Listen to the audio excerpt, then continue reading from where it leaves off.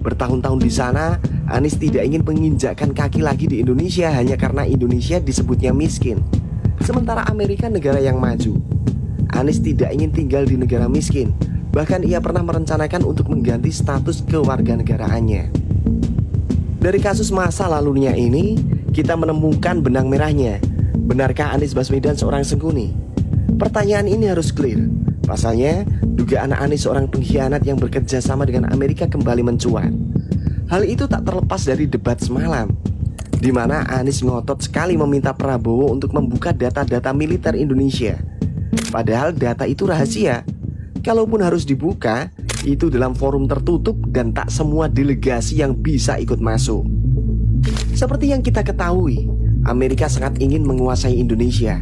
Apalagi setelah konflik perdagangan internasional dengan Cina semakin memanas. Indonesia yang menganut politik bebas aktif dianggap sebagai negara kunci. Intinya, siapa yang bisa menaklukkan Indonesia, maka dia yang akan menguasai pasar Asia. Oleh karena itu, Amerika masih mencari-cari data tentang kekuatan ekonomi dan militer kita. Apalagi saat ini banyak sekali perusahaan Amerika yang mengalami kesulitan setelah ketatnya regulasi yang dibuat oleh Jokowi. Misalnya PT Freeport. Saat ini saham terbesarnya dipegang oleh Indonesia hingga 51%. Padahal dulu saham Freeport tak sampai 10% dimiliki Indonesia. Makanya kalau akhir-akhir ini Anies disebut sengkuni, itu adalah fakta yang tak bisa disanggah kubu 01. Apakah Amerika ikut campur dalam memenangkan Anies Baswedan? Sebagai negara adidaya dan punya banyak kepentingan besar, maka jawabannya iya. Lagi pula ini seharusnya tak perlu dipertanyakan, karena sejak dulu Amerika selalu mengintervensi negara lain. Tahun 1970 misalnya, saat Pilpres Chili yang dimenangkan oleh Salvador Allende, seorang aktivis yang dinilai tidak berpihak ke Amerika, berhasil digulingkan Amerika lewat operasi kudeta yang dilakukan oleh CIA. Tak lama kemudian, Salvador Allende diganti Augusto Pinochet.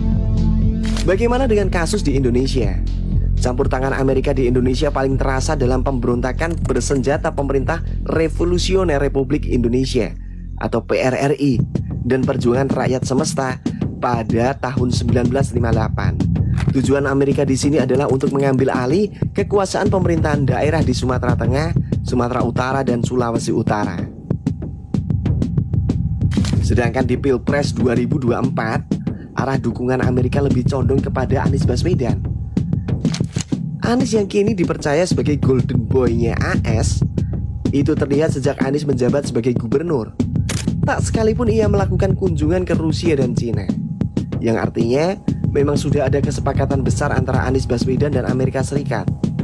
Kemudian yang paling menarik adalah potensi Anies untuk dicitrakan sebagai presiden muslim yang moderat. Jadi pada kesimpulan ini, Anies memiliki sifat buruk. Ia tidak akan setia kepada orang yang dianggapnya tidak menguntungkan pribadinya.